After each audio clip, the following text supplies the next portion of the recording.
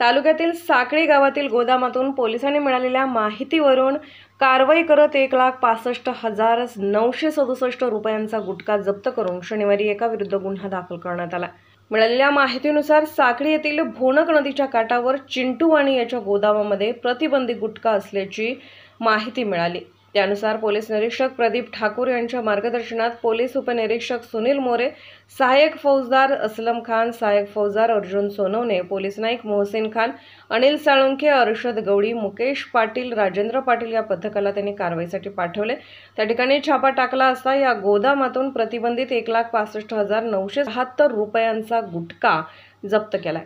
या प्रकरणी यावल पोलीस ठाण्यात हवालदार योगेश गोसावी यांच्या फिर्यादीवरून गुन्हा दाखल करण्यात आला।